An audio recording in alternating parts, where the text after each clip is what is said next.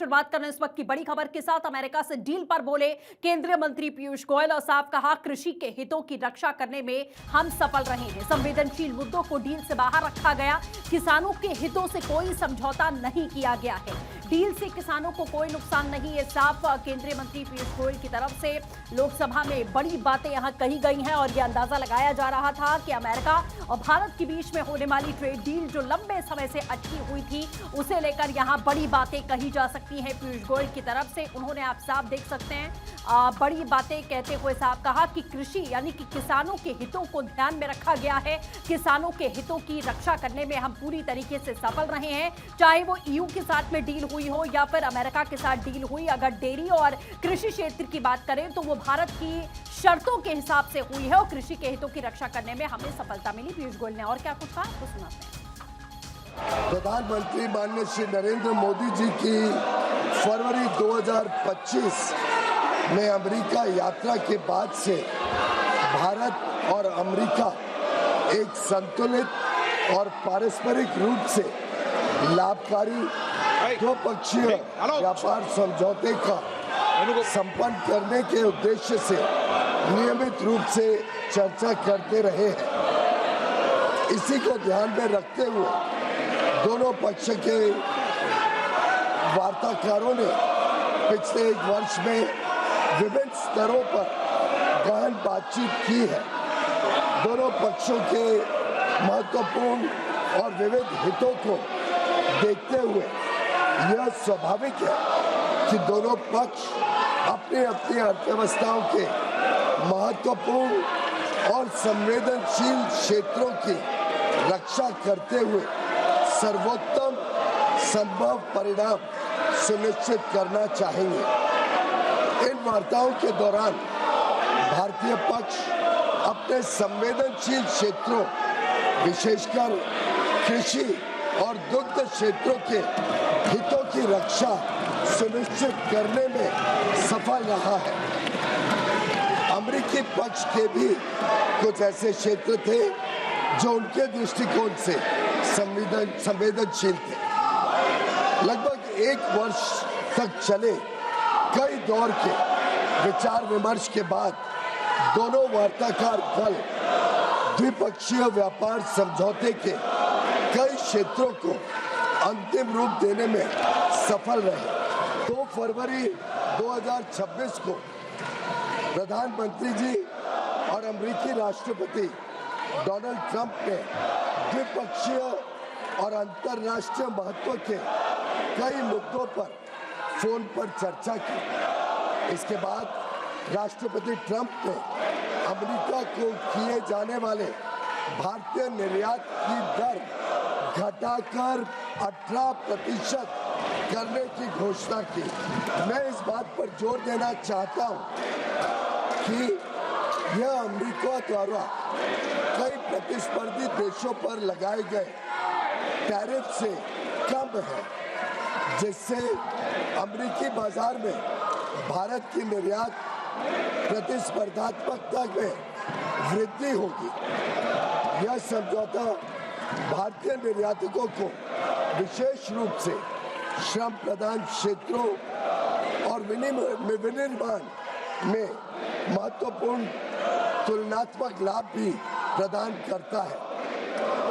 मैं इस सम्मानित सदन के समक्ष यह दोहराना चाहता हूं कि खाद्य और कृषि क्षेत्र में भारत की प्रमुख संवेदनशीलता का पूर्णतः ध्यान रखा गया है। यह साझेदारी लघु और मध्यम उद्यमी MSMEs उद्यमियों, कुशल श्रमिकों और उद्योग के लिए नए अवसर खोलेगी।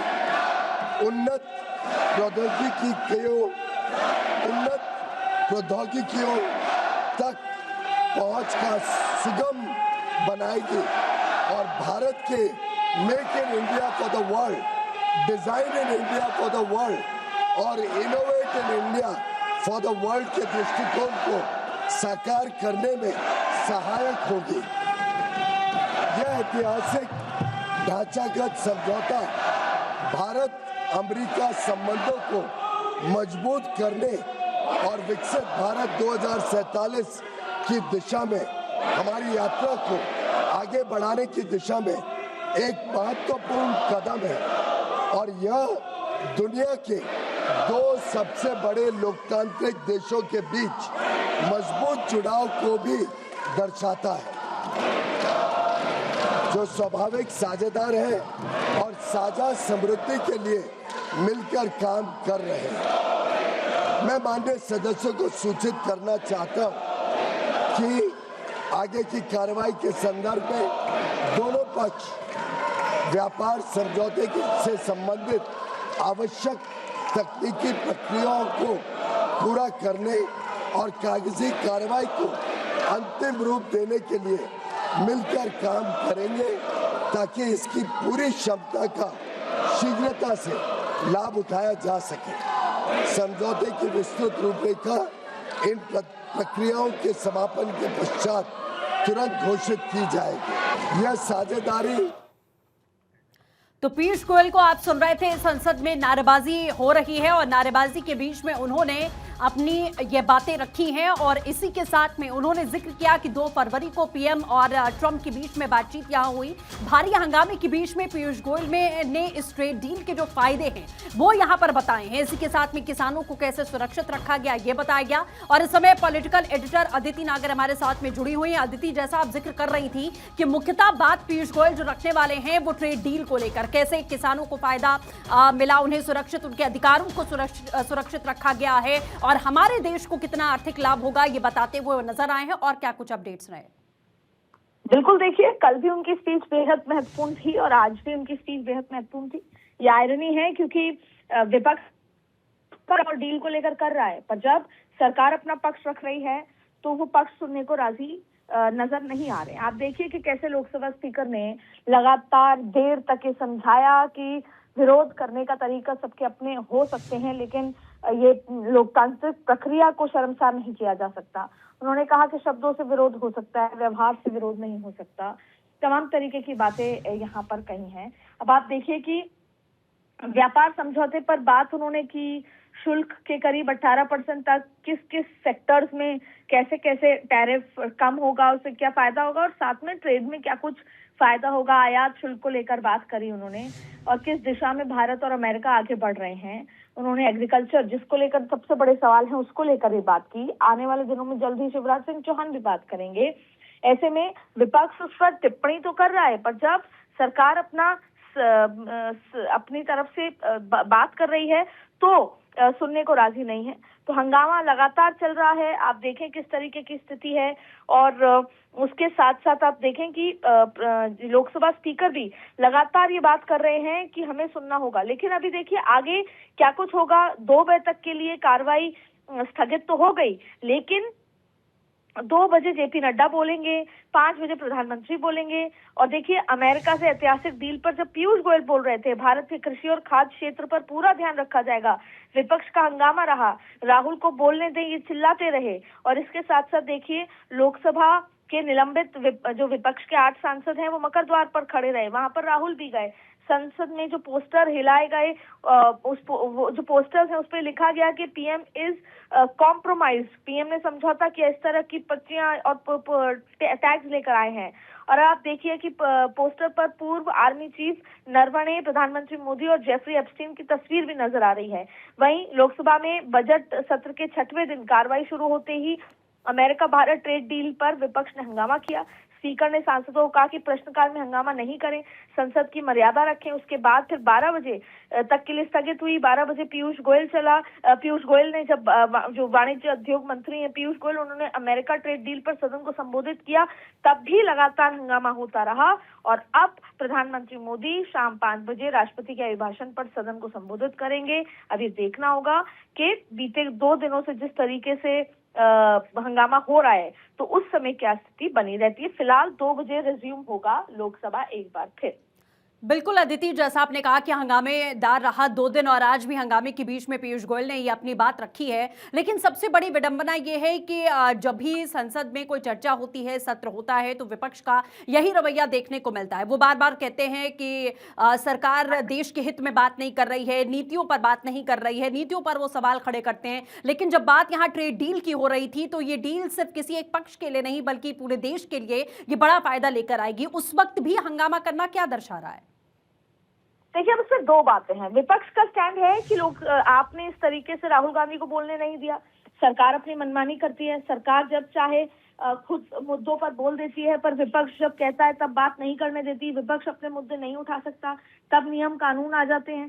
तो सरकार की मनमानी को लेकर ये नाराजगी है, जिसकी वजह से आप देखिए कि अखिलेश यादव भी नहीं बोले। अब ऐसे में दोनों के बीच जो ये रिफ्ट चल रही है उसको लोकसभा स्पीकर ही सुलझा सकते हैं, लेकिन इस बीच में 8 सांसदों को निलंबित भी कर दिया गया है। अब असल मायने में तो बैठकर बात होनी चाहिए, क्योंकि प्रधानमंत्री मोदी बोलेंगे, विपक्ष का स्टैंड भी सुनने की जरूरत है। विपक्ष कह रहा है कि जब हमारे नेता को नहीं बोलने दिया जाएगा तो हम फिर सरकार के नेताओं को नहीं बोलने देंगे।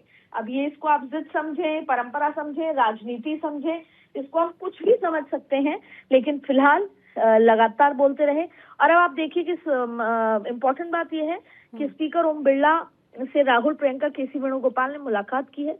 लोकसभा में गतिरोध के बीच मुलाकात कई मायने संकेत देती है। प्रधानमंत्री नरेंद्र मोदी जो हैं वो आज बोलेंगे, तो ऐसे में जो ये राहुल ने कांग्रेस सांसदों के साथ भी अलग से मीटिंग की और उसके बाद वो ओम बिरला से मुलाकात कर रहे हैं। ये देखा जाएगा कि ओम बिरला अब क्या कोशिश करेंगे प्रधानमंत्री के भाषण से पहले कि गतिरोध खत्म हो या ना हो।